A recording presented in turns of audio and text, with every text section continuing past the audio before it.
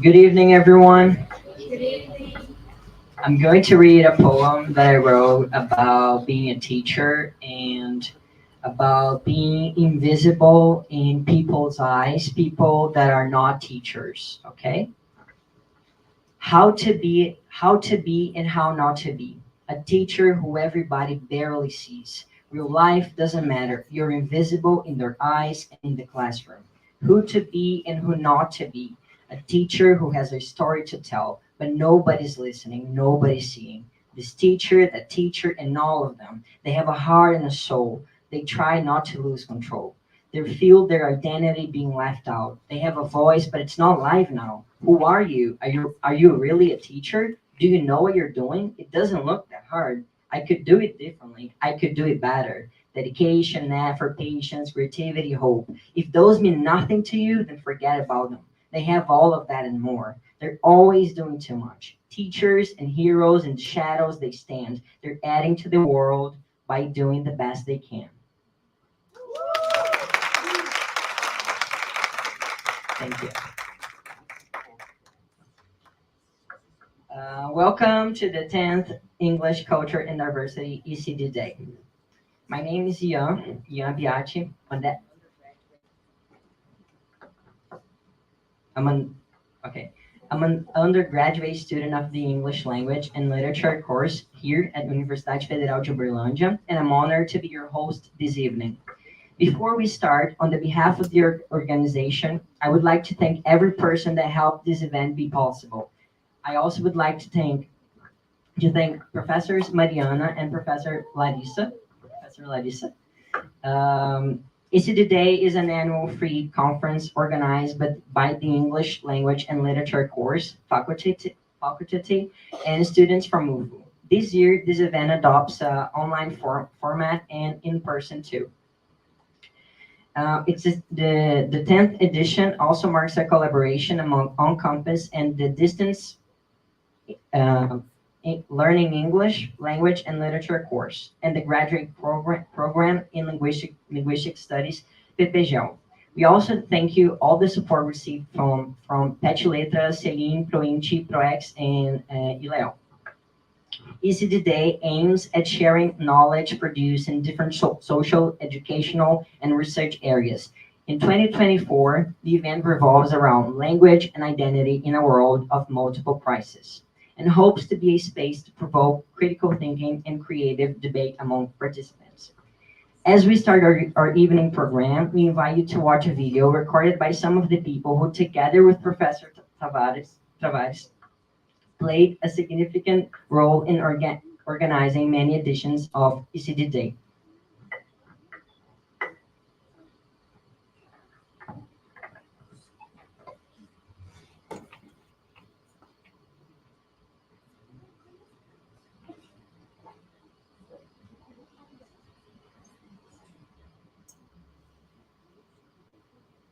Não, não é esse, não é esse. É esse. Esse começo.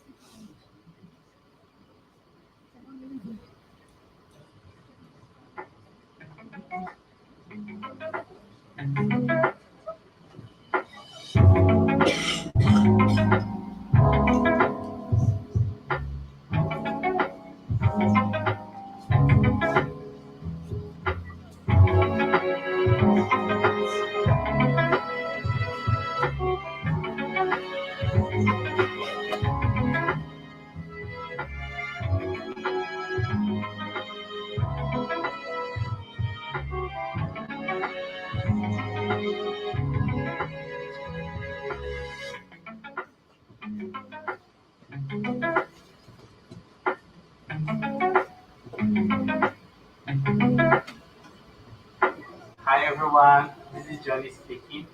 So I've just heard it's gonna be the 10th Easy Day. Hey, that's crazy for me. You know what? Because I was just in checking my email box and I got an email from Maria in November 2012 about the first ECDDay. So that means I was there in the first one. I think I was like the first, second, third, fourth. I lost the count.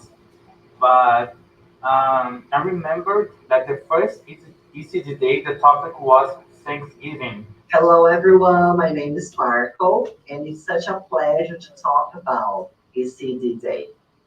I was able to practice my English skills throughout the first edition, but what impressed me the most was the Thanksgiving dinner prepared by the elder students. And they were so happy to prepare the food, and the food was delicious. But what impressed me the most was how grateful they were to be there. And I was also a part of the organizing committee in 2014, 2015, 2019. In 2015, the topic was Work Englishes, and I played a bigger role. I was the MC and the panel discussion moderator. And it was a very enriching moment for me. But my biggest challenge was in 2019, while under a contract as a professor at UL, I was able to oversee and coordinate the whole event. Oi, gente, tudo bem? My name is Amanda White, and thank you so much for having me with you on the 10th ECD Day. It was 10 years ago that I participated with you all for ECD Day as part of the Fulbright program with the US ETAs. I remember ECD Day just being really special and a time for everyone to come together to share and exchange knowledge and to learn from one another. And it was really special for me to just be there on campus, and it was just such a really great day. So I just remember it being very warm and welcoming, and just learning how much Brazil and the US had in common than I had ever anticipated. And for me, it was just unique in that sense. And it just felt like I had found another home out there in the world. And that was something I really appreciated. And I hope that you all are able to establish new connections with each other and foster friendships too, because that's what I found for myself. Olá, meu nome é Karen e eu participei do ECDDay em 2013 e nesse ano assistimos o filme Land of Plenty. E esse me fez refletir sobre o patriotismo, o seu lado bom e o seu lado ruim. É bom ter orgulho do seu país, mas no mesmo momento ser crítica das ações injustas do seu governo e os aspectos culturais que não fortalecem a unidade com outras nações. Hi everyone, my name is Adriano and I was invited to share my experience about ECD Day, and I'm very grateful and I'm feeling very happy to be here because we are in the 10th edition, which means that the project was very good, right? Hi, I'm Nicole, and I hope you're enjoying ECD Day. I was lucky enough to participate 3 times in the event, and every time I learned something new from our speakers and panelists, especially those from different countries. I also really enjoyed planning the event with our team and inviting ETAs from different cities so we could kind of show off Uberlândia and Ufu community. I remember Gabe's presentation on Calle 36 in particular. I'm here to share a little about my experience at ECDDay. I was part of the organization of the first and the second edition of ECDDay, and it was a very good experience for me because I could understand how this event, how ECDDay is important for Letras course students and for the community, because I think it's an opportunity to bring closer the students and the community to a foreign culture. And I hope you all enjoy this event, which is so rich and full of knowledge. Thank you all. Volta para apresentação.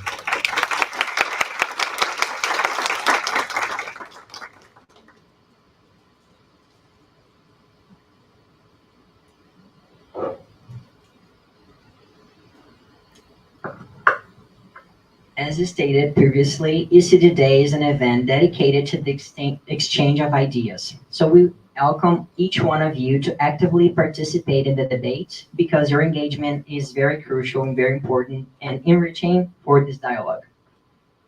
So now we move on to our evening panel, whose title is Language and Identity in Times of Threatened Education. We now invite our panelists, Dr. Juliana Santana,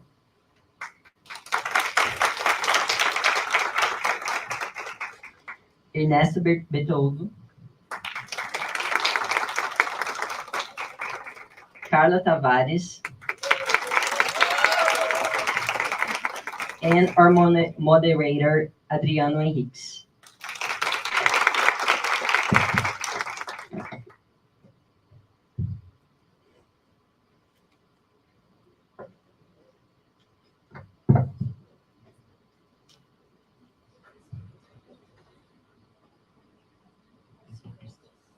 Can we start? Yeah. Is it on? Yeah. Can you hear me? Yeah. So I'm going to, first of all, thank you for the invitation to be part of this table and part of this moment. As you guys can see, I was there in the first edition, and it's an honor to be here in the 10th edition of the event. So I'm going to introduce Professor Juliana Santana. So Juliana Santana has a degree in literature from the São Paulo State University and a master's and a PhD in applied linguistics from the University of Campinas. She completed her postdoctorate in translation at the Institute of Language Studies at the University of Campinas. Juliana Santana was an adjunct professor, advisor, and researcher in the graduate program in language sciences at the University of Vale do Sapucaí from 2012 and 2019. I'm sorry. And an associate professor 3 at the Faculty of Technology from the 2012 and 2021. She's currently an English language consultant at the Airspace Control Institute, where she works in training, instruction, and production of material for teaching aeronautical English to air traffic controllers. In addition, she works as a guest lecturer on the specialization course in psychoanalysis at the University of Paraíba Valley and practice clinical psychoanalysis. So she's going to present her work entitled High Quality Education Regardless of the Student. Thank you. Thank you. Good evening. Good evening, everyone. It's a great pleasure for me to be here again. I love coming back to Berlândia and having the chance of spending time with my beloved friends and colleagues. Mari, I'd like to thank you for the invitation and for the opportunity of participating in this 10th ECDDay, right? It's a special one, I guess. So, okay. So I'll need the slides here so that you can follow my talk with me. Let me see if it works. Okay, so my talk has been entitled High Quality Education Regardless of the Subject. And when I came across the theme of this year's event, which is language identity in a world of multiple crises, and then I took a closer look at this round table main topic, which is language and identity in times of threatened education, then I started wondering, what first springs to one's mind when we think of multiple crises and threatened education. And then I kept on wondering, would that be financial crisis, collapse of the educational system, low-paid professionals, lack of pedagogical resources, poor infrastructure of the schools and colleges, lack of interest, mental disorders such as burnout syndromes, ADHD, in Portuguese we say TDAH, right, and etc. Of course, these are genuine issues that must be addressed. But I couldn't stop thinking, how about the identity and the contemporary subjectivation processes of those involved in the educational processes, right? And I don't know what's going on, but it's not working.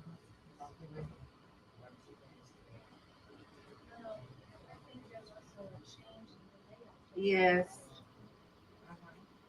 I can't read all the items in the same slide. No problem. So let's move on. So I was saying, how about the identity and the contemporary subjectivation processes of those involved in the educational processes? It seems to me that education policies and strategies hardly ever take that into consideration when addressing educational issues.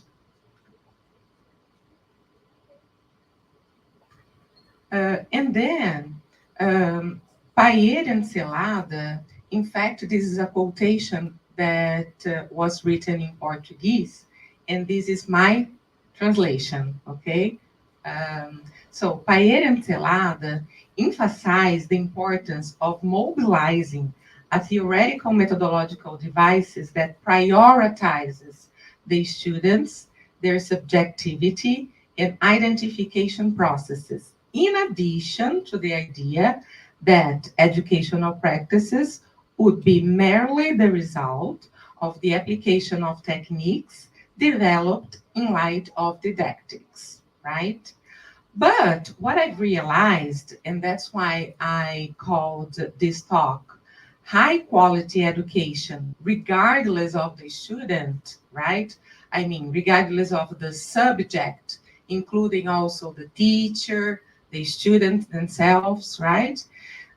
What I've realized from my own experience as a teacher, that in general, when addressing the educational crisis, the focus is not on the subjects, not on the students, not on the teacher, not on their subjectivity, but on content, didactics, methodology, infrastructure, and technological innovations, right? So again, I'm not saying that these aspects aren't important. Of course they are. Content, didactics, methodology, infrastructure, technological innovation. We can lose sight of these aspects. But again, how about the subject? Where is the subject? Where are the students? Where are the teachers here? Where are their expectations? Where are their subjectivities, right? And I think it's quite easy to check how important content, didactics, methodology, infrastructure, and technological innovations are, regardless of the subjects, just by taking a look at some advertisements of well-known Brazilian private schools and colleges, right? I started taking a look on websites, you know, different websites, and some of the ads and saying they were trying to advertise those educational processes and systems. Let's see. There we go. Now you're playing. Okay. Okay, so now I'm going to start showing you some of the ads I ran into while searching for ads on different websites, okay? Of course, I won't mention the name of the schools or universities and colleges, but I can tell you those are well-known private, most of them are private, school and colleges in Brazil, okay? So, remember, I was telling you that the focus is usually on content, didactics, methodology, infrastructure, technological innovations, regardless of the subjects, right? So let's take a look at some ads. My translation again, okay? This entire community, infrastructure, and methodology of this educational system are here to strengthen your training. Another ad from a different institution. Our educational system stands out for its solid methodology with interdisciplinary projects, multi-language teaching, technological innovations, and massive support to students. But see, again, massive support. They don't even mention what kind of support is that. They kind of take for granted that everyone is familiar with the kind of support they offer the students, right? Another one. We are committed to delivering excellence, capable of generating results that guarantee our success and long-term sustainability. See again, excellence, success, results, methodology, infrastructure, technological innovations, right? Another one. See, when they do mention the students, is to ensure that the institution knows exactly what they need and want to make them achieve professional success, right? And there they go. The student is our priority. We always make decisions, they make the decisions that contribute to her success and professional fulfillment, okay? So again, when they mention the students, is to ensure that they, the institution and the educational system, they know exactly what they want and what they need to become successful professionals, right? And then, I like this quotation. According to Dardo and Laval, in a world governed by neoliberal rationality, all activities must resemble production, combined with the imperative, you can always do more, which aims to intensify the effectiveness of each subject in all areas, including the academic and professional ones. The activities that permeate life are essentially conceived as investment in the endless process of valuing the self, of achieving professional success, I'm adding that, over which the individual is entirely responsible for, right? So that's why everybody looks and feels so tired nowadays, right? And under this same neoliberal rationality, there's an approach I came across recently. I didn't know this approach called micro-learning. It's called micro-learning or corporate learning. See, the name speaks for itself, corporate learning, right? Summing up, it's an approach affected by the impact and development of new technologies, such as mobiles, internet, social media, a number of wide range of apps, and etc. Under this approach, information is broken down into smaller pieces, the so-called micro-contents, so that learners can learn better, faster, and more effectively, right? So remember the neoliberal rationality.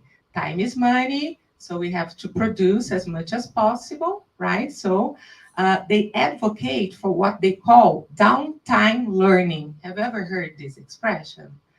Downtime learning, it's something they advocate for. For example, if you are waiting for a bus, you have to learn something. You have to do something. So you have access to, but just by using your mobiles, your laptop computers, your new technological devices, so that learners can make the most out of their spare time. As you know, time is money, right? So this is called downtime learning, right? And one of the creators of this approach, he says that this kind of digital learning is possible for anyone, anytime, anywhere, at their own pace, with their own scope. Sounds like an ad, doesn't it?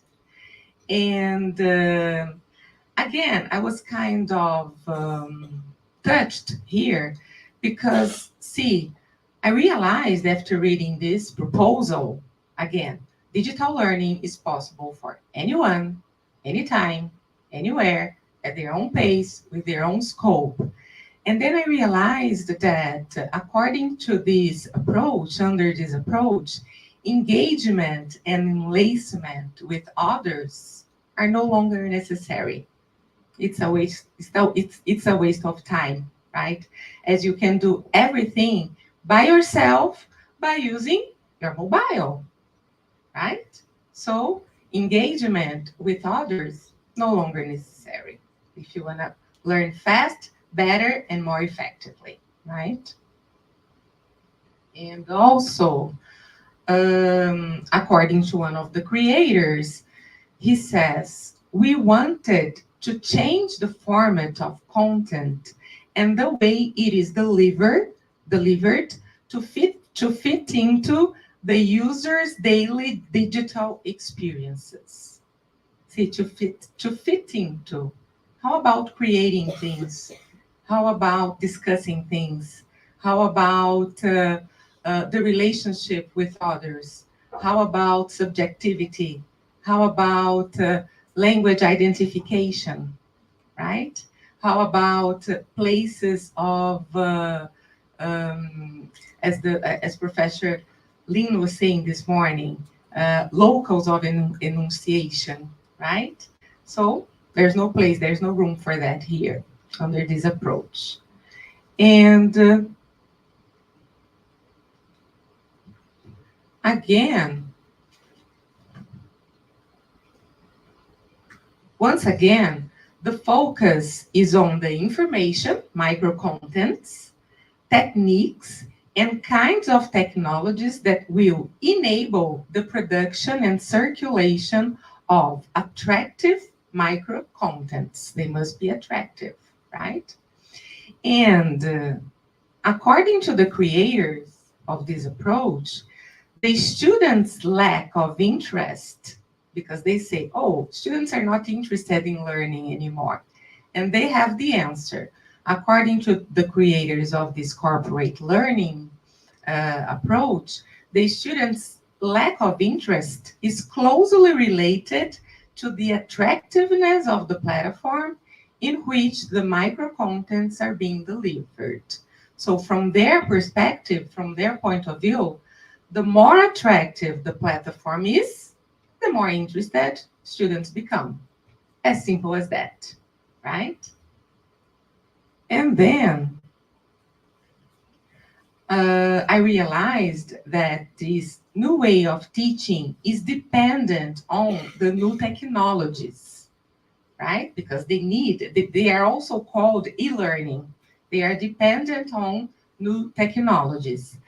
But sets aside those who should be the main authors and characters of the teaching and learning process: students, teachers, their wishes and expectations, right? So the final remarks. In this business-like way of functioning, there is no room for the subject, his, her desire, and processes of identification. So I would conclude, I would dare to say that the crisis in education also derives from teaching and learning practices that don't favor the subjects and their constitutions anymore. Again, using this quotation by Dardot and Laval, in a world governed by neoliberal rationality, desire is the target of the new power, right? And those of you who were here this morning and had the chance of listening to Professor Lynn Mario's talk, right? I also reinforce the importance of bringing the body back, right? So Lynn Mario advocates for this concept, bring the body back, right?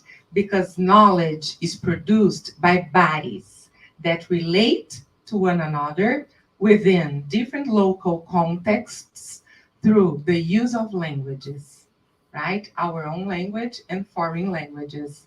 And we've got to do something about it, okay? So thanks a lot. Bye-bye.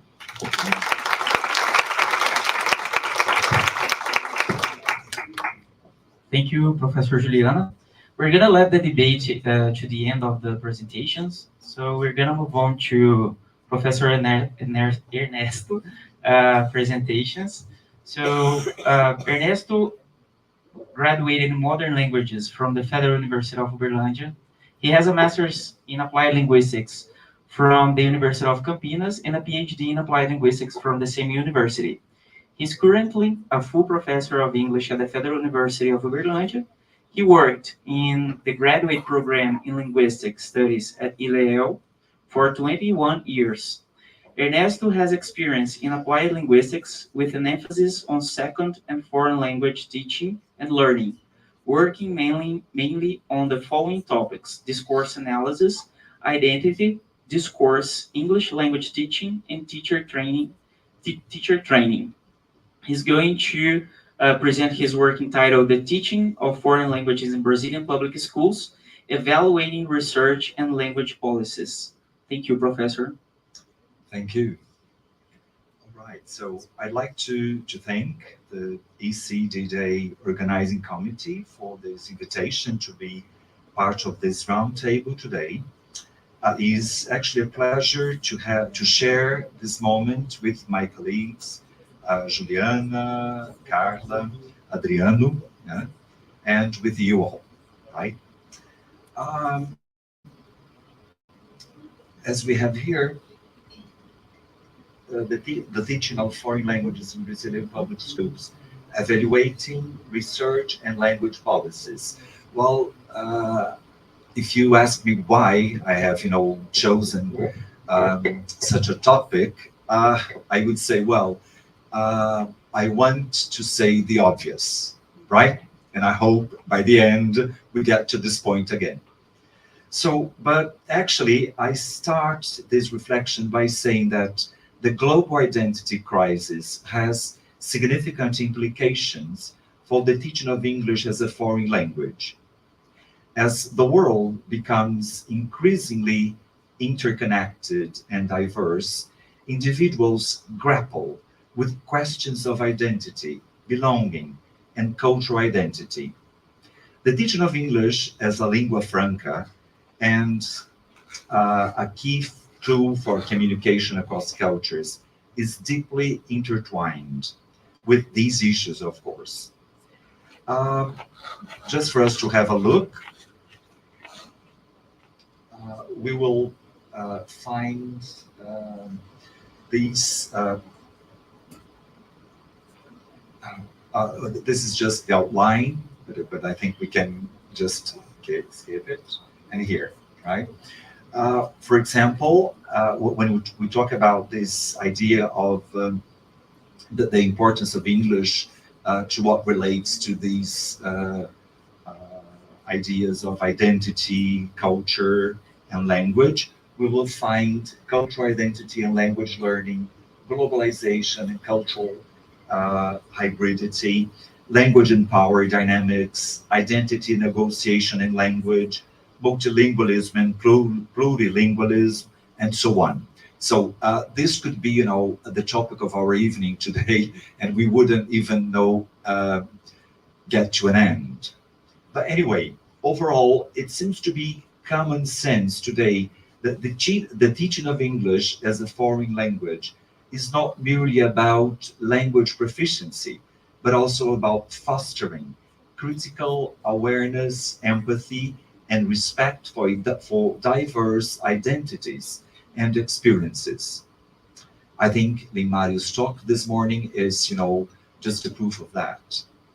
By addressing the complex intersections between language, culture, and identity, EFL educators can empower learners to navigate the global identity crisis with confidence and understanding. At least that's what we hope, right? And exactly what we expect whenever we talk about language education. Thus, taking this scenario into consideration, it is possible to say that foreign language education is a crucial aspect of global citizenship and economic competitiveness in today's interconnected world. In Brazil, as in many countries, the teaching of foreign languages in public schools holds significant importance.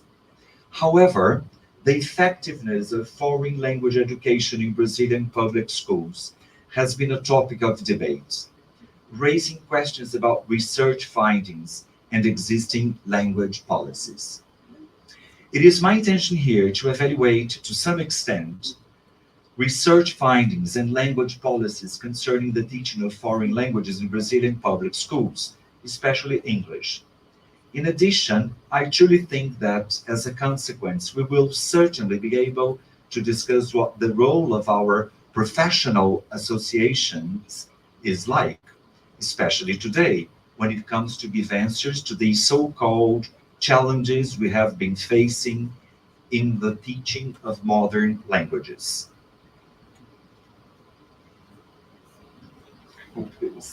Okay. As it is widely known, the teaching of foreign languages in Brazilian public schools faces several challenges. Firstly, there's a shortage, a lack of qualified language teachers, particularly in regions outside urban centers. This shortage affects the quality of instruction and limits students' exposure to foreign languages. Additionally, the traditional emphasis on grammar-based teaching methods often results in limited communication skills development among students. Moreover, socioeconomic disparities contribute to unequal access to language learning resources and opportunities, further exacerbating educational inequalities. This is something we can very often see, um, among scholars and researchers, we normally have. Now, to what concerns research findings, right? To what concerns research findings, it is my belief that all those involved with this issue certainly leave a contradiction, just to say the least. On the one hand, several research studies have examined the state of foreign language education in Brazilian public schools, and one common finding is still the inadequacy of language teaching methodologies, among other features, which prioritize rote memorization and grammar drills over communicative competence. Research also highlights the lack of exposure to authentic language input, hindering students' ability to develop practical language skills. Furthermore, studies indicate disparities in language proficiency levels among students from different socioeconomic backgrounds, reflecting therefore inequalities in educational opportunities. On the other hand, although we could not deny what the reality of the state of foreign language teaching and education in Brazil is like, which is widely shown by these research findings, it is important to recognize how research in the field, especially of applied linguistics, has been playing a relevant role in this scenario. By analyzing research findings within the framework of Brazilian studies, for instance, we can observe changes in research trends over time. This observation opens up the possibility of problematizing issues related to the study of foreign language, teaching, and learning, considering their intersection with concepts from various fields of knowledge. In my own case, for example, I would certainly highlight connections to at least two fields of studies, namely discourse analysis and psychoanalysis. Thus, the history of research trends in the teaching of English as a foreign language in Brazil reflects a dynamic evolution influenced by various factors such as educational policies, social cultural changes, technological advancements, and linguistic theories. Um, this, table I present here as, just an attempt to illustrate such trends. Of course, it is incomplete, but throughout time we can see how things have been changing. Of course, this is another topic that would really occupy the whole evening of ours here. That's why I said it is just an attempt. So throughout these decades, research in English language teaching in Brazil has also explored issues such as these ones, right? Teacher training, curriculum development, assessment, learner motivation, translanguage, the role of English in national identity and globalization. Additionally, there's been a great emphasis on critical pedagogy, social justice, and inclusive practices with ELT research and practice, including research on critical literacies and a decolonized perspective in the teaching of English in Brazil. You see, um, among my colleagues here, we will find researchers that have been trying to do this lately, right? Um, to sum up, there is, under my perspective, an attempt among some scholars and some researchers to break up with the colonial tradition long adopted in the teaching of English as a foreign language. I just have this for you to see, and then um, there are people who have been really worried about all these things, and then Teixeira de Almeida is one of them, right? Of course, I won't read this, but anyway, it's just a kind of reference, and you will find kilometers about it. Okay. Now, coming back now to the contradiction. The contradiction I have mentioned beforehand lies in the divergence between the sophistication of research on English language teaching and the persisting challenges in its implication within Brazilian public school systems, characterized by a lack of consistency and effectiveness. Despite the advancements in theoretical frameworks, pedagogical approaches, and empirical studies within the field of language teaching, the translation of this knowledge into effective classroom practices within public schools remains inadequate. Overall, while research in the teaching of English has advanced significantly, the persistence of systemic challenges within public school systems impedes the translation of research findings into effective teaching practices. Bridging this gap requires collaborative efforts among policymakers, educators, researchers, and stakeholders to ensure that evidence-based approaches are implemented consistently and equitably to enhance English language learning outcomes for all students. And, these considerations lead us now to the reflection about language policies. Brazil has implemented various language policies aimed at improving foreign language education in public schools. The Brazilian government has encouraged the inclusion of English as a compulsory subject in the national curriculum, reflecting the recognition of English as a global lingua franca. However, the implementation of these policies faces challenges due to resource constraints and limited teacher training opportunities, among other features. As said before, the teaching of foreign languages is mandatory in the Brazilian basic education system and is informed by this idea that the English language holds high status. However, the effectiveness of English language teaching in basic education is very low.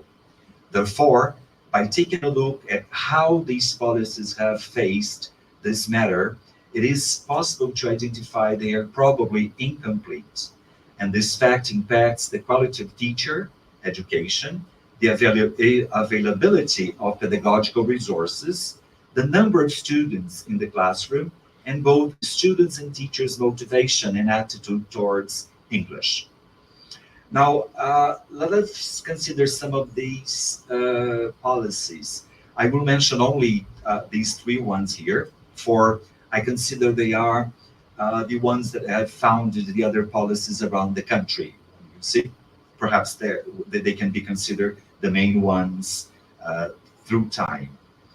The first one, LDB, states that basic education can be either publicly or privately funded and consists of preschool up to high school, right? Of course, we will find, a lot of information on ECDDay as, the first consistent law regarding to the idea of giving us rules about education, right? But let us go through PCN, Ensino Fundamental, and PCN, Ensino Médio. Both present progressive ideas about how a foreign language should be taught in the basic education classroom. Such ideas include a social interactionist view of language, which aligns with contemporary research in second language teaching and means a shift from the traditional grammar translation method largely employed in Brazilian schools in previous decades.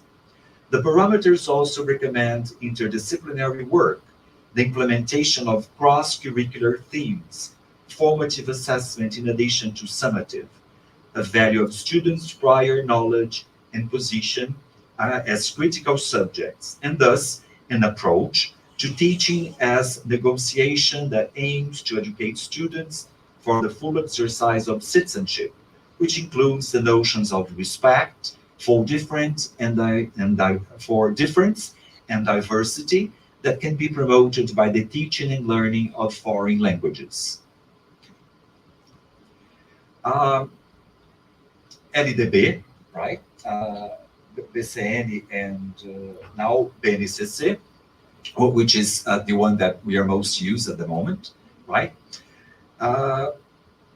We come back again to ECDDay that points out elements that are taken up in the national curricular common base.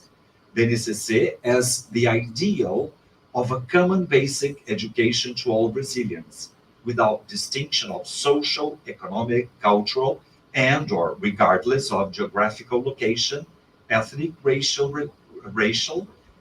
religious, linguistic, and other aspects. According to the Brazilian Constitution, everyone must be guaranteed the right to education, which is free and of a high quality. In this sense, the BNCC reinforces this right from a common curriculum, and although it is already included in Article 9, Chapter 4 of ECDDay, it is the first time that Brazil has a common curricular basis, which begins to define the essential learning to which students are entitled, punctually at the level of basic education. However, the way of implementation will depend on the curriculum adopted by the school. As we can see today, you see, we have lots of recipes that consider BNCC. According to the website of the Ministry of Education, BNCC is a normative document that defines the organic and progressive set of essential learning that all students must develop throughout the stages and modalities of basic education. Therefore, the BNCC that envisions a human and integral formation of the student of basic education seeks from the different social, cultural, and linguistic insertions presented by these students in the school to assure the right that this one has to learn and to develop the full exercise of citizenship. Thus, this document is part of a dialogue that strengthens and unites educational policies at the federal, state, and municipal levels, meant to promote the quality of education in the face of a common curriculum for all. Now we come to, as a final point, the place of English at BNCC. One of the beliefs strongly promoted to what concerns English is that learning the English language allows the creation of new forms of engagement and participation of students in an increasingly globalized and pluralistic social world. In addition, in perspective, it enables interaction and mobility, opening new paths, ways of knowledge construction. Faced with these aspects, the English language was defined as a compulsory language to be taught in fundamental education, ensino fundamental, from the 6th to the 9th year of all Brazilian schools by the NCC, where there are prescriptions of some skills in this language, which students of this level need to master. These skills are divided into 5 axes, see, just to remind us of them. Orality, reading, writing, linguistic and grammatical knowledge, and intercultural dimension. Furthermore, a form of integrated work is foreseen, and that assists in the expansion of the students' cultural and linguistics repertoire. I prefer to say this in French. I think it sounds better. Okay, so this is just something that is said about the NCC. And then, just to remind you, these are some of the competences foreseen in the NCC that refer to students. Of course, it would be boring to read them all, but it is something for us to come back. Now, teachers, you see, as we normally have, will play a key role in implementing these BNCC proposals and need clarity of student context to define how the curriculum will be materialized. I interpret that the English language competences foreseen in BNCC are intrinsically connected to research findings in the field, as we showed beforehand.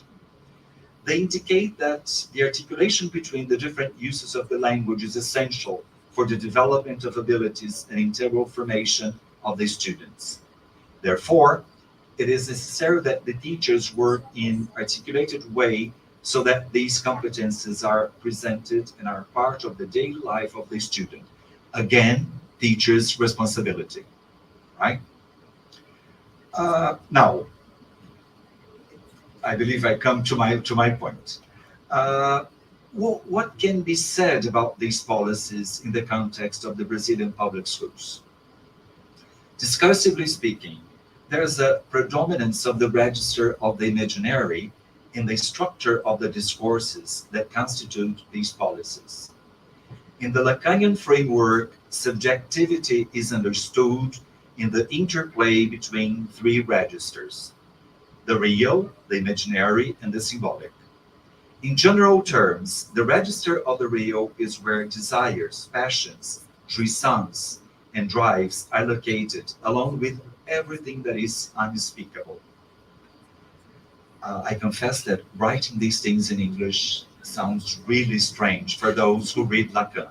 But anyway, This is what we have, right?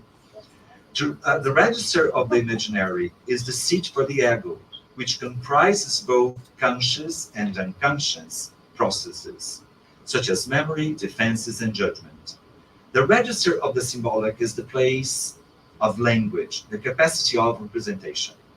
This register impacts on the other two. In another opportunity, we'll be able to talk about this, peacefully. Now, discourses that sustain all these policies construct an image of a certain subject through a linguistic representation in program descriptions, graduate profiles, frames of competences, course syllabus, evaluation and assessment, and classroom interactions, to which students are expected to strive to resemble.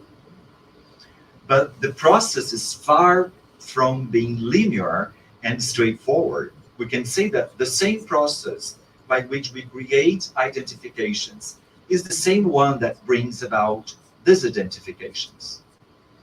Lacan states that the image can simultaneously provoke passion but also oppression.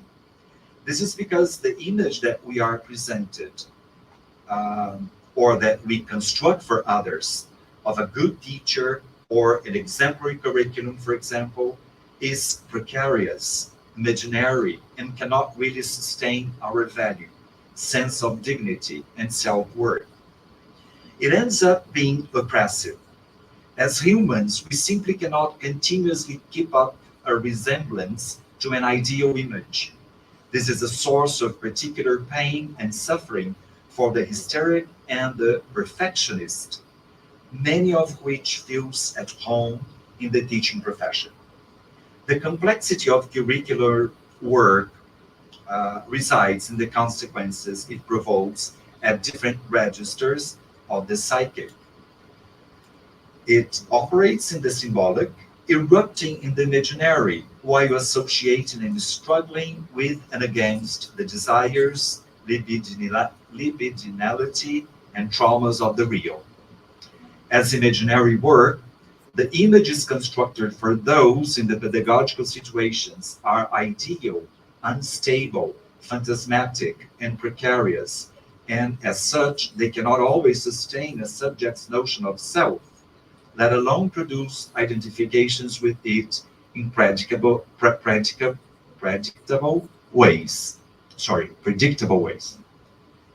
What we see here is that the whole idea of these policies is constructed on an image, an ideal of what is expected.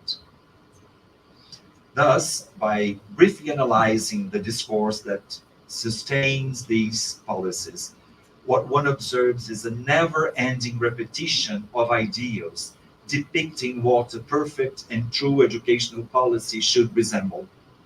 Consequently, the reality is not confronted, remaining devoid of any symbolization, ultimately resulting in the construction of a new policy. These policies fail in pointing out the necessary conditions for this teaching and learning process to occur. For example, PCNs acknowledge that reading and writing should be focused on to the detriment of listening and speaking due to the difficulties faced by the teacher in basic education. Large classrooms, lack of appropriate resources, including class and preparation time for the teacher, and opportunities for the students to be exposed to the language outside the classroom. And in many situations, teachers' lack of knowledge of the subject matter. A career plan for teachers that would motivate the profession, both financially and otherwise. Of course, there are other features to be mentioned here, but let it be just for the moment. Instead, what they should do is to actively propose that a smaller number of students sit in English classes, as it was allowed by ECDDay 1996, and it still continues to be so by ECDDay 2015. That more class and preparation time be granted the teacher, that schools have English resources that students can access to familiarize themselves with the language and that better teacher education be implemented. When all these policies do not provide solutions to the obstacles for satisfactory ELT in basic education, and yet acknowledge that knowing a foreign language is beneficial, they are implicitly promoting the privatization of ELT, because they are directing students to private language centers. There are several problems with this position given the right that given that the right to free education provided by the state is guaranteed by the Brazilian Constitution. As we can see, there's a contradiction to be faced. There's a contradiction to be faced to what concerns these policies. They understand that the knowledge of a second language, especially English, is important in a global world as is today's. Nonetheless, the foreign language education policies in place, on the other hand, hinder the acquisition of a foreign language by the majority of the population because they do not prescribe the necessary conditions for successful teaching and learning of foreign languages to happen in basic education, and as a result, although foreign language classes are mandatory, they are not effective in teaching students the language studied. Thus, this is not a matter of knowing what to do or knowing how to do. As we could see, both research findings in the field of teaching and learning in Brazil can be considered sophisticated, updated, and committed to the demands of the field. The same could be said about the policies. They are constituted by theoretical and methodological frameworks connected to the research conducted in this academic field, which doesn't mean they are not subject to criticism and discussion. In a word, what I mean is this is a Brazilian educational political choice. So nothing happens by chance. Something to end that I could never, avoid saying is that we find a lot of recommendations, you see. So to address the challenges facing foreign language education in Brazil public schools, several recommendations can be proposed, as you can see on the left, you see. But the thing is, if we do not consider what is on the right, things still remain the same, right? Because we do not go to the point. We avoid the point all the time, you see? No matter how sophisticated our research findings are, and no matter how sophisticated our policies are, okay? So, one aspect that still remains to be discussed, and this is really my final point, is the role of our professional associations. What they have been doing to address such as a scenario is of great interest, since they should be vigilant in addressing the core issues at hand. They should not fall into the same traps as the policies aimed at foreign language teaching have. Just for you to see here, and now I come to my conclusion, right? Which is, although these associations have played significant roles politically, advocating for policies and initiatives that support the teaching and learning of English in the country, the situation of the teaching of foreign languages still remains the same as seen before. The question is why? And I am afraid we haven't been able to estrange the obvious. I mean, if we do not provide teachers, schools, and the whole system with the necessary conditions to implement, any kind of policy that are ours, we won't get to an effective end to this story, right? That's what I'm really afraid of. Thank you very much.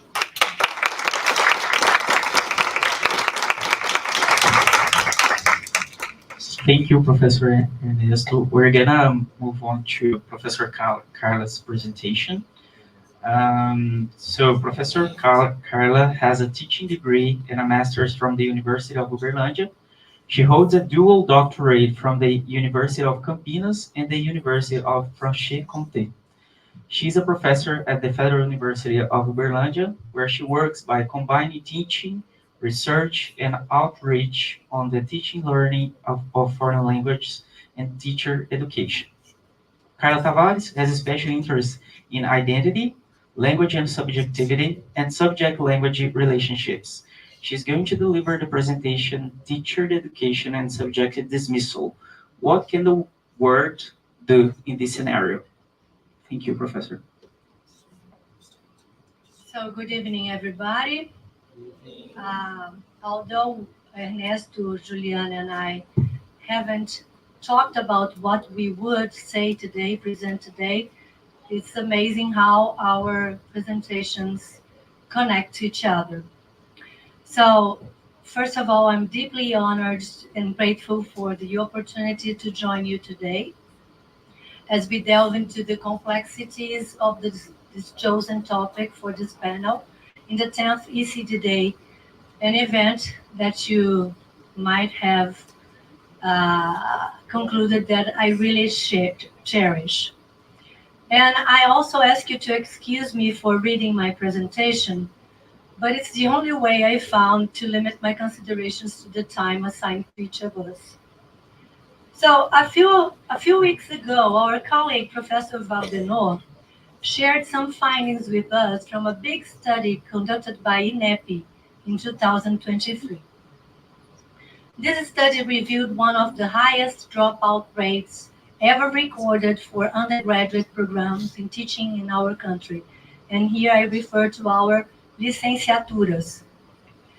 A staggering 59% of new students in these courses are leaving without finishing licenciaturas. It's been suggested that the high dropout rates in teaching education courses stem from a declining perception of teaching as an appealing career, and also a perceived gap between college education and the reality of working in schools. While these factors are solely responsible, they do significantly contribute to the broader issue at hand in this roundtable: language and identity in threatened education. Specifically in this presentation, I'd like to discuss some ways pre-service teachers or teachers in initial education might feel like engaging more effectively in their teaching education amidst a decline in enthusiasm for developing a rapport to knowledge. And by a rapport to knowledge, I refer to an expression in Portuguese, which is relação com saber, that withdraws from French equivalent, which is rapport au savoir. However, I point out that my reflections represent personal perspectives as a teacher educator and are not, I emphasize, they are not definitive solutions, but rather contributions from my own experience and that apply to my teaching practice and to my personal subjective interaction with my students and my peers. So I start by examining the impact of the chaotic educational environment on the identity formation of language teachers. Pereira, a researcher from UFMG, delves into what he perceives as a diminishing sense of value in the teaching profession, a certain deprivation of the teacher's position. He sees this movement like a collective symptom that points to a fading of desire in favor of position of resignation, which may produce a subjective dismissal. This term is withdrawn from Freud's and Lacan's works on depressive states. Subjective dismissal operates as a defense mechanism where teachers give in to obstacles, whether real or perceived, and lose their passion merely going through the motions instead of engaging in their roles as teachers. In response to the overwhelming chaos that has resulted in feelings of resignation among teachers, students, families, schools, and governments, and I make a parenthesis here because recently we have been to public schools, and one statement that is often repeated is, no, this is what we can do as teachers, or these students, they are not interested in going to the university, so why bother teaching them English? Or, no, we are not allowed, we can't learn it. We can't learn anything. We don't learn anything in schools. And this last statement comes often from students. So in response to this, what I feel like a chaos, right? My recent research has shifted focus to interventions at a more localized level. I place my trust in the potency of language, but not in the sense of attributing mystical abilities to words, but in acknowledging their potential for individuals to redefine the constraints that confine them to certain identities and ways of existing in the world. Language shapes the environment, and my students know that. Language shapes the logic within which individuals navigate their existence. And words plays a pivotal role in interpreting the world, constructing realities within the realm of the imaginary. But those constructions may sometimes become overly rigid. However, on the bright side, words can also have the power to break down those barriers and open up new possibilities. They can help us deal with tough feelings we can't quite elaborate and give us a sense of belonging. So I'll share some handlings I've been using as a teacher educator to encourage meaningful discussion breaches in both initial and ongoing teacher education. Rather than focusing on measurable outcomes, I try to establish moments of word circulation in my courses and in the environments where I carry on my researches. This is very challenging given the limited instances where teachers actively take the word. And I'm not using the expression taking the floor because I really want to make advantage of the word.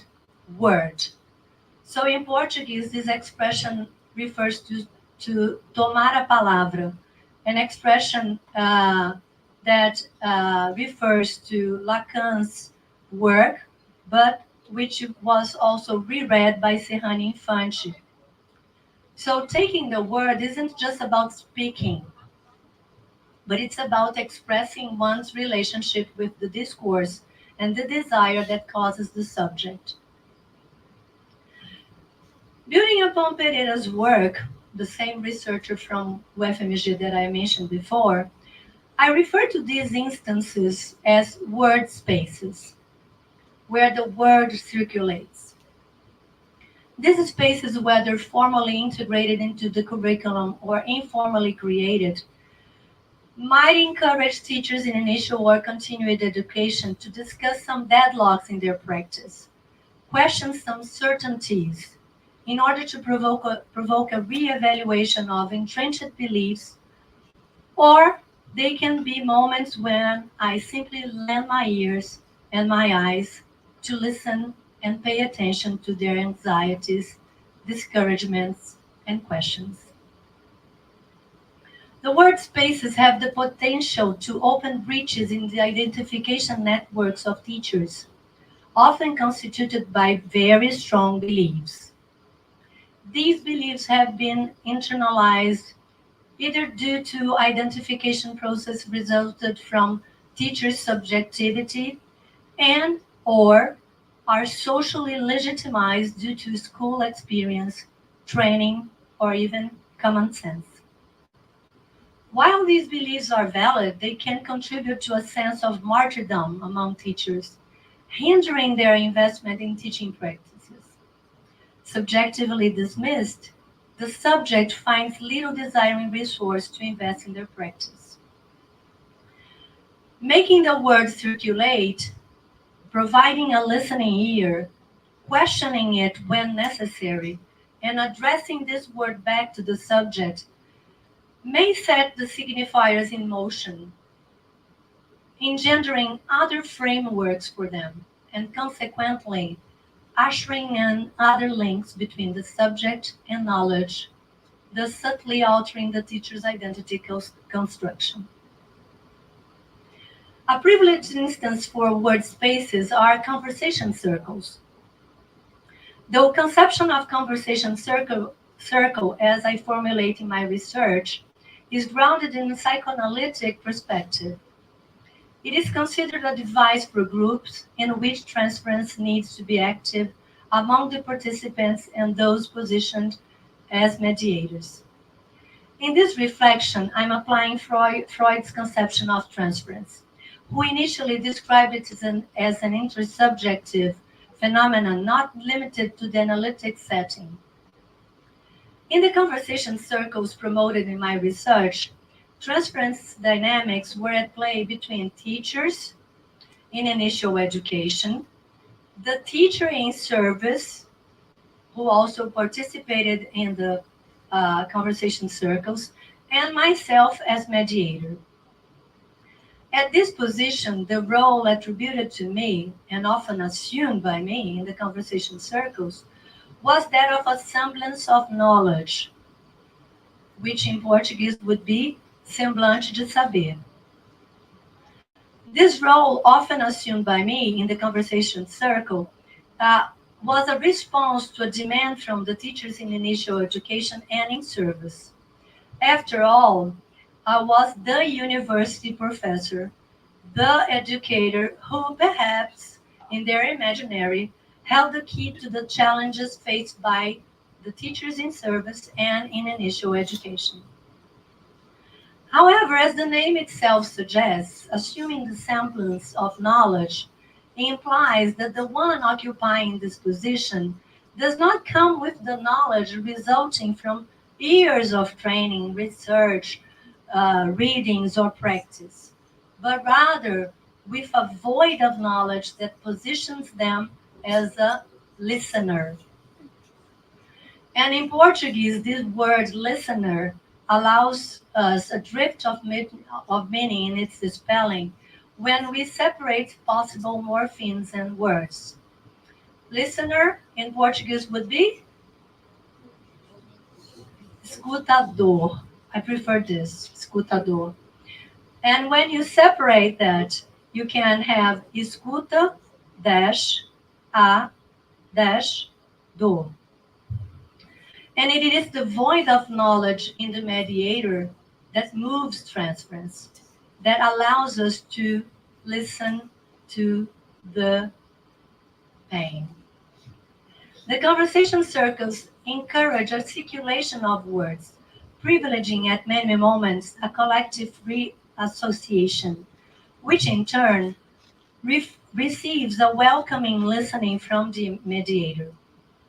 So the experience with words involves encountering novelty within the circuit of speech, making use of suspensions in personal certainties prompted by unconscious processes.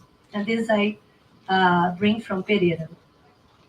These conversations then might provoke effects in one-on-one interactions, offering a chance to reinterpret signifiers, thus reshaping the subject's identity network.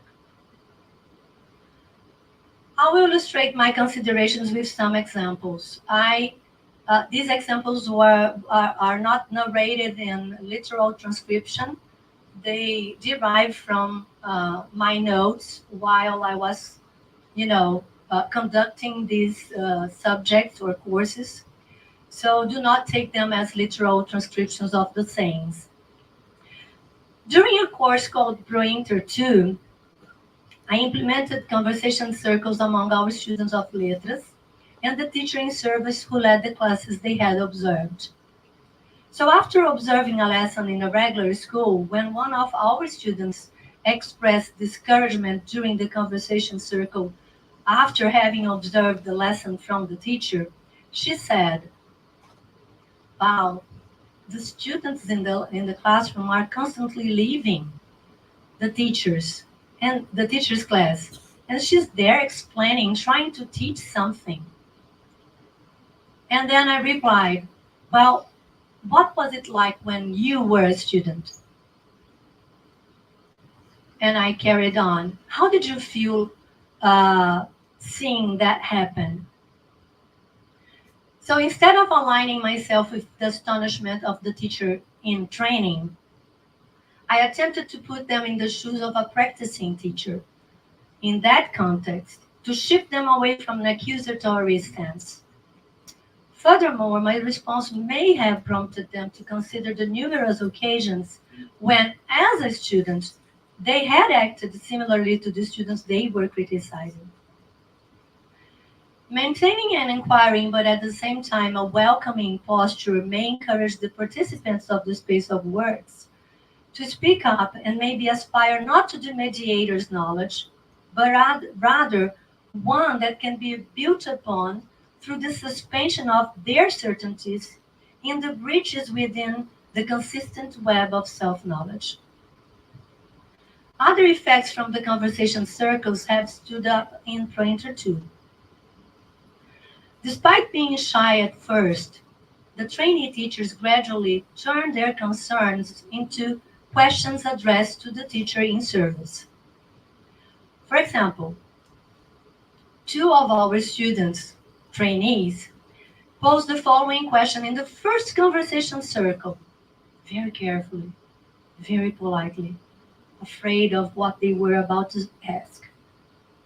But they addressed the teacher. Why does a certain student never participate in class? And her friend added, "Why do you leave him aside?" And they were referring to a certain student with a diagnosis who remained in a corner of the room with his head down, unaware of what was happening. It is not easy to question an experienced teacher from the perspective of an initial trainee teacher, but the question raised enabled us to delve into the discomfort caused by an apparent disregard of the teacher towards the student. This is particularly notable given that these trainee teachers, our students, they had extensively studied and analyzed national education guidelines, and they also studied and discussed inclusive education. Similarly, it's not simple for the teacher in service to respond to this question in front of a university professor, even if she is in the position of a mediator. After all, in these discursive processes, as in any other, imaginary formations are at stake, and I'm referring to Pesci. The imaginary formations influence the discursive process, shaping projections about occupying discursive positions, expectations regarding permissible speech, and the projections of the participants. So the questioning by the trainee teachers unsettled the teacher, initially resulting in an inconvincing response. However, he eventually confessed. He focuses on students willing to learn. He also acknowledged the need for special support for some students lacking resources, underlying the poor policy the state has for students with special needs. And he then stated that he attempts parallel efforts for those. In a subsequent conversation circle, the two trainee teachers who had questioned the in-service teacher earlier discussed a class they co-taught with him. Surprisingly, the student previously perceived as ignored not only attended most of the class, but also actively participated in one of the activities. So I asked the group, what do you guys think happened for this student to participate? But the question was addressed to the two trainee teachers. But It was the in-service teacher who spoke up. I know. First of all, it's not me. And he added, you bring a lightness to the classroom. You are more approachable. And I said, why not being approachable? Why does the classroom have to be so harsh? And the teacher replied, when we are worn out, nothing works anymore. The look of inexperience, the freshness of those coming from university shows that it's possible. This class may have been a turning point in that student's life. And after a short silence, and we must keep up the silence, right, students? The teacher concluded, and in mine too. What do you mean? I said. You got to me. I realized that it's possible to better include some students. I was amazed by Fulano, the student's name, paying attention to you in response to the way you looked at him and included him. Of course, I took the opportunity to explore the issue, asking questions that allowed for an analysis of what was at stake and the effects of what had happened on the ways of occupying his position as a teacher. What did they do? What caught your attention the most? How did you feel? What stayed with you from this experience? And the interweaving of the voices of the teacher and the trainee teachers constructed another possible way of positioning oneself in the face of the different and the unexpected that crosses and is present in the classroom, as was the case with the student with a diagnosis. Years later, the same teacher participated with me in another Pro-Inter project, and what was the first thing he said to the trainee teachers in the other class? Participating in word spaces is a very tough but necessary experience. We are confronted by initial trainee teachers who come with the ideals that we've lost over time in teaching practice. Since that first experience, my view of the classroom has changed slowly and continues to change, alluding to the occasional conversations he has with the most undisciplined and unruly students. I would have several other examples which do not necessarily involve conversation circles, but rather the stance of creating spaces in the classroom. And just to mention one, in a class of the Language and Identity course, we watched a film that aroused a lot of anguish in most of the students, but especially in one of the trainee teachers. She worked as a substitute teacher in a state elementary school in her city. The film was The Class, a 2008 French documentary film that portrays the daily life of a school in the outskirts of Paris, exploring the professional and interpersonal relationships of a teacher of French, his colleagues, and students. The trainee teacher expressed how uncomfortable she was with one of the characters from the film, a student who at the end of the school year approached the teacher, Professor Marin, and confessed, I haven't learned anything. I don't understand what we do here. And my trainee teacher said, sometimes I feel my students also don't understand what I do in classroom. I feel the system doesn't help, the student confided.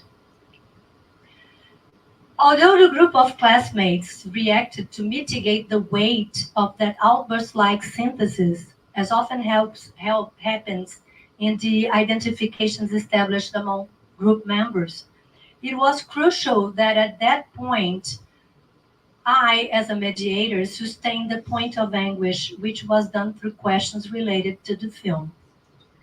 Do you see any similarity between your practice and that of Professor Maran? Between the reality of that school and yours? What is yours and what is not yours in this scenario? What is within your reach to change and what is not? Is there anything that can be done differently? Thus, instead of ready-made answers, These trainee teachers left with more questions for which I have no idea whether they found answers or not. But I hope they left with a lot of food for reflection. In conclusion, I must emphasize that my remarks at this session are not intended to be a recipe, a solution, or an answer to anything.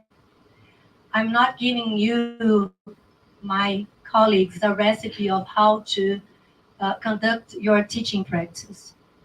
I'm only attempting to share with you what I have been trying to instill in my practice as a language teacher educator, which can be summarized in two main aspects. First, investing in the materialization of a demand addressed to future teachers to build a rapport to knowledge concerning theories about language, teaching, learning. And secondly, granting the floor, motivating students to speak about themselves and that rapport in order to provide a certain circumscription of the discourses that constitute teachers so that they can question them, construct a place for themselves in teaching. Thank you once again for this opportunity, and let us make the most of our time here together.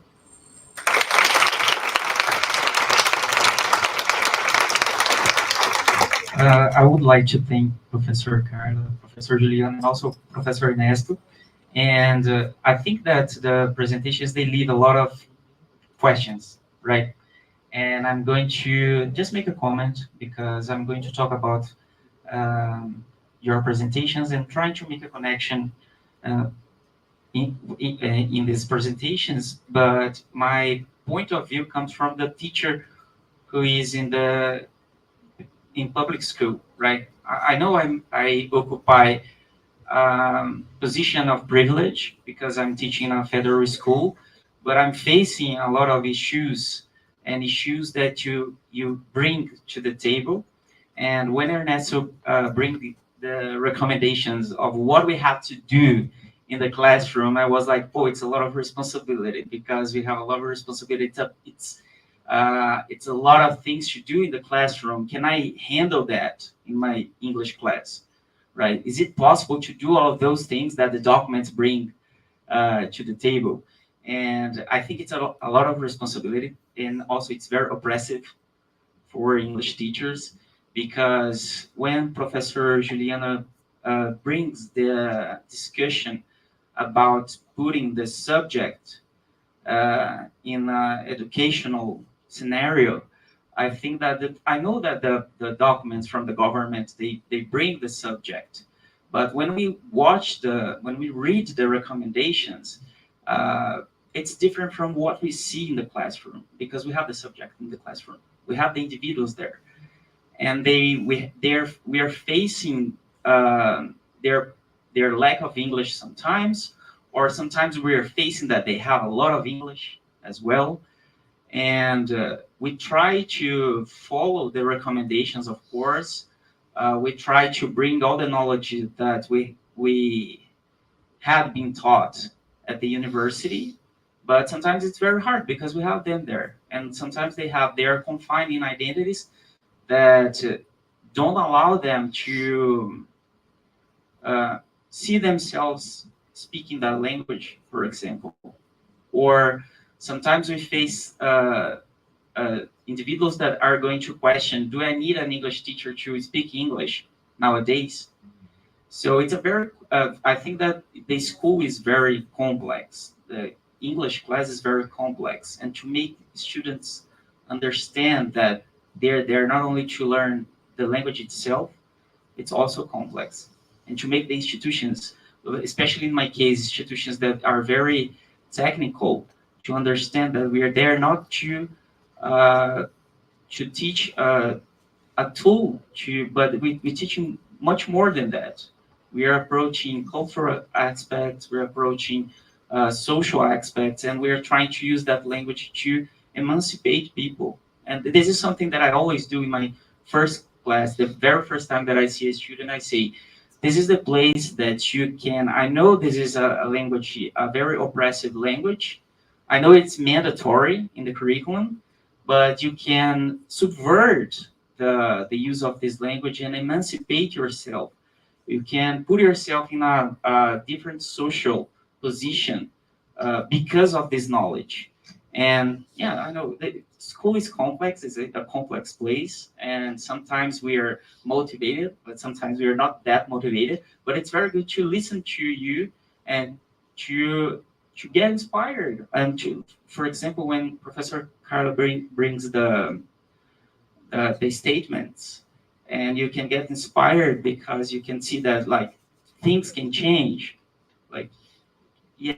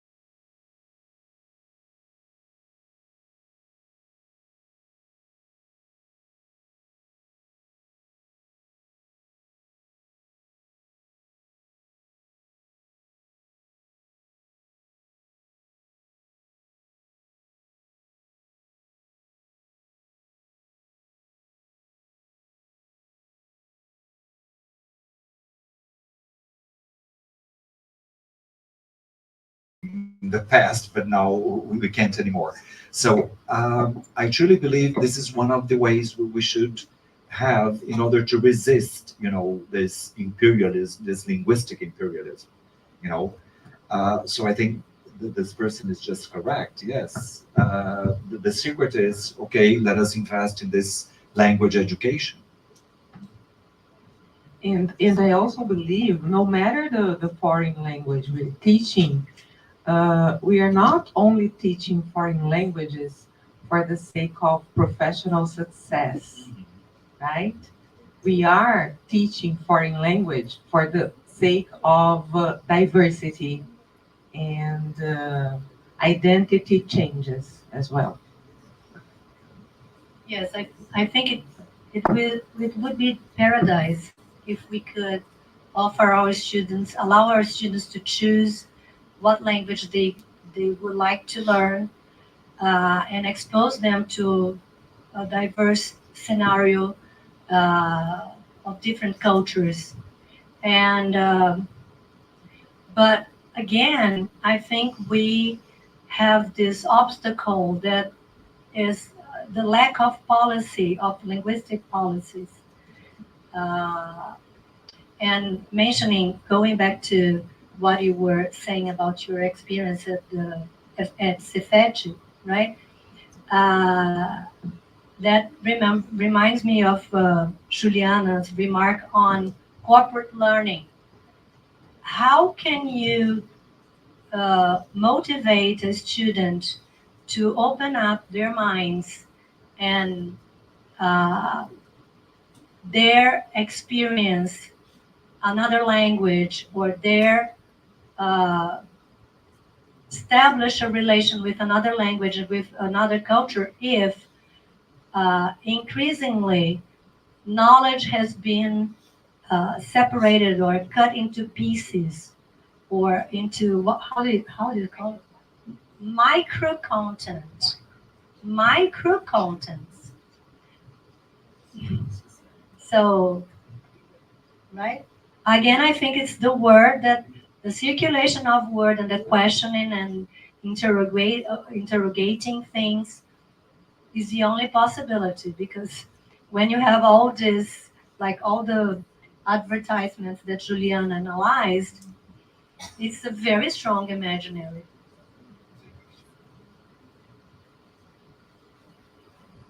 do you want to say something else? No. So we're gonna open the debate for the audience. Does anyone want to say something? Before you say something, can I introduce a person that you all should meet? Because we forgot to do that. Chiara, could you stand up, please? Chiara is our new ETA, right? She has recently arrived from the United States, and very soon she will be advertising our conversation time encounters. So, just to introduce Chiara. Thank you, Chiara.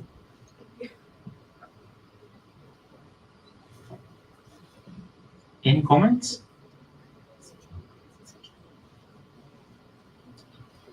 So, guys, thank you very much. Thank you for this table.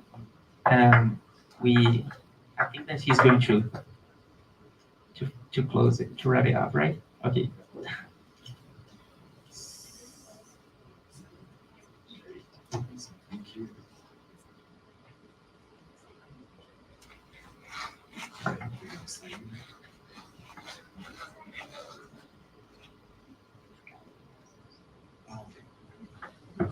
Before we move to our break, we would like to invite you to watch a final video about ECDDay. But before that, we would like to invite special guests.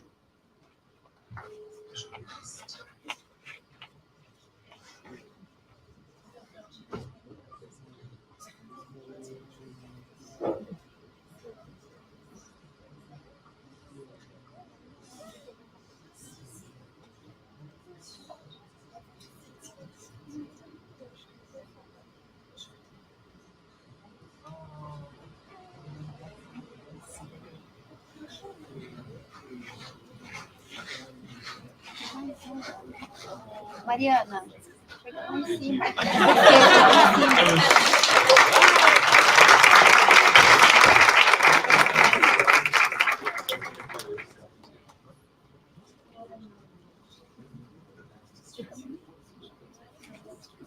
cima.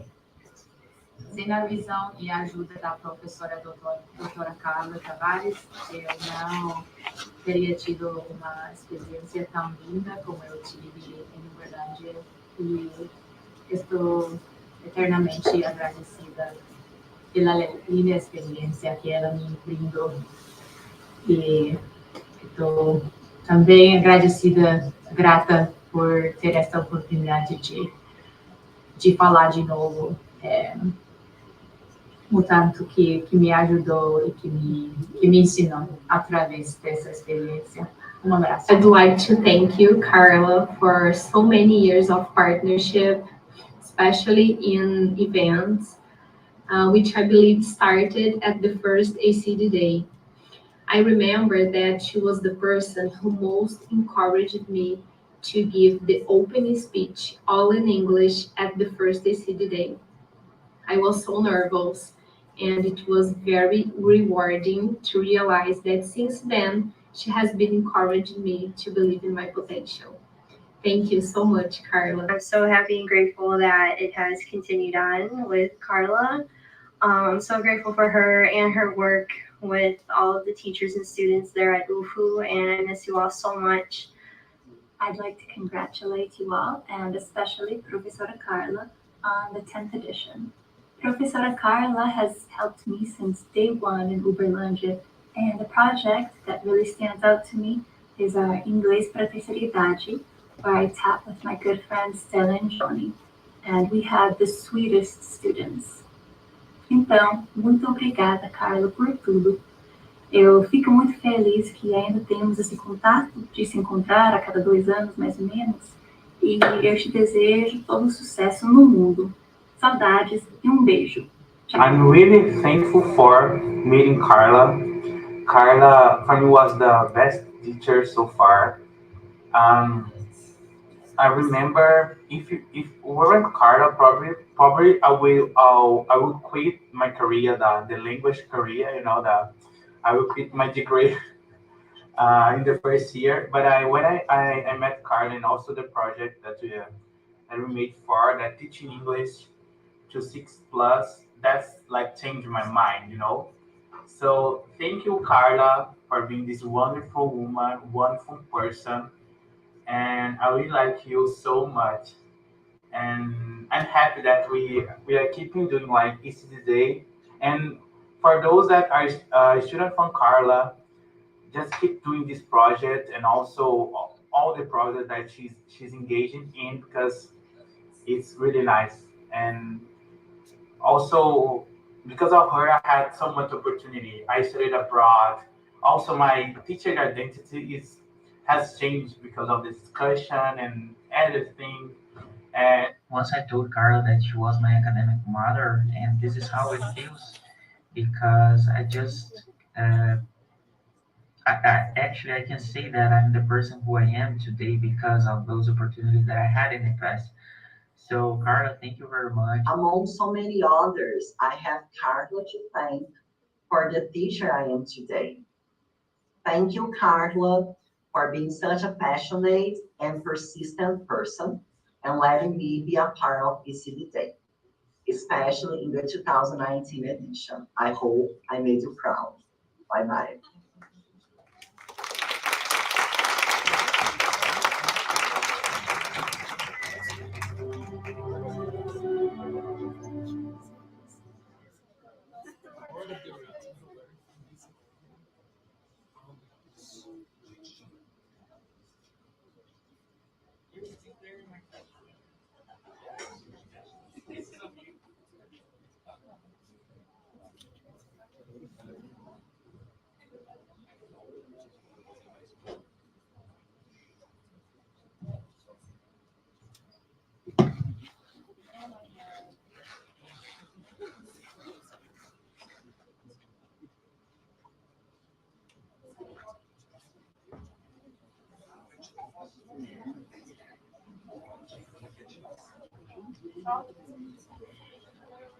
Vou quebrar o protocolo e falar numa língua que todo mundo aqui eu acho que ainda sabe, né? Carla, então, esse era para ser um evento de despedida. Seria a nossa primeira farewell party, mas quis o universo que esse fosse um evento de gratidão mesmo. Você é um exemplo para gente aqui, para mim, para minha trajetória também como professora, como pesquisadora. E a gente só tem a te agradecer, né? Agradecer pelo tempo que você ainda vai ficar com a gente. E eu espero que seja também um momento de alegria para você, né? Que a gente tenha tantas outras oportunidades, né? De te agradecer e que essa despedida venha mais para frente. E é isso. Muito obrigada.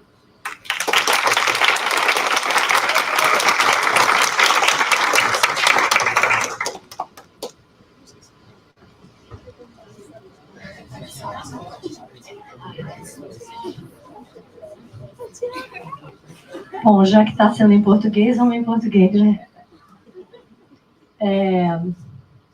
Hoje de manhã eu sentei ali onde está, na frente do Adriano ali. Levanta a mão aí, Adriano. E quando eu vi a Mari e os colegas aqui abrindo a primeira mesa, né? Eu já disse isso aqui, eu repeti lá, né? Eu trabalho com as melhores pessoas do mundo. Se há uma coisa que me faz continuar neste lugar, que é o lugar onde eu sempre quis estar, e eu falo isso para os meus alunos, né? Eu coloquei uma meta lá na frente e eu disse, eu quero estar ali. E eu fui perseguindo essa meta. É claro que sem o apoio dessas pessoas maravilhosas que estão aqui, vocês vão ter que levantar para todo mundo conhecer, porque todo mundo já conhece vocês. Pode levantar aí. Todo mundo já conhece, meus alunos todos conhecem vocês. Essa é a minha filha Larissa, esse é meu marido Jaderson, meu filho Bernard, o marido da minha filha, meu genro predileto Lucas, a namorada do meu filho, a Duda, e quem é meu aluno conhece todos vocês, porque vocês são exemplos de várias coisas da minha aula. E é claro que foi com o apoio deles, né? Porque quando eu voltei a estudar, já com 30 anos, foram esses dois adultos aí, a Larissa e o Bernard, que eram muito pequenininhos e ficavam em casa. E eles nunca me fizeram sentir culpada porque eu estava vindo para a universidade. Porque eles sabiam que eu estava feliz. E quando eu tinha que passar horas no computador escrevendo uma tese, escrevendo uma dissertação de mestrado, era o meu marido que me ajudava, né? E às vezes no sábado à noite estava eu lá escrevendo o 3º capítulo da parte 1 da minha tese, eu lembro disso. Né? E então, claro que foram essas pessoas. E um dos meus grandes mentores para eu estar aqui também, que me deu um empurrão, é o meu grande amigo Ernesto, que foi o meu orientador, desorientador, e que se tornou um grande amigo de jornada.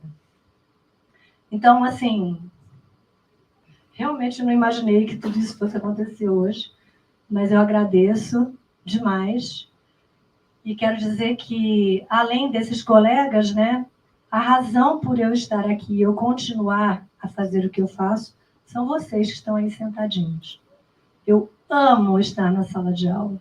Eu amo olhar para alguns de vocês e reconhecer, in the first place, o que vocês estão fazendo ali, as angústias, me perguntar como que eu posso cruzar a vida de vocês e deixar algum tipo de marca, não minha, mas algum tipo de marca, fazer a diferença na trajetória de alguns de vocês. Então é isso, gente. Eu não sei quanto tempo mais eu fico aqui, mas enquanto eu fico porque eu gosto de ficar. Eu gosto de ficar. Aquela mocinha ali foi minha colega de faculdade. Nós duas, 1º e 2º lugar do vestibular, né, Cris? E estamos aqui até hoje. Muito obrigada. Não tenho palavras para agradecer. Eu espero que a minha vida seja um tributo de gratidão a vocês.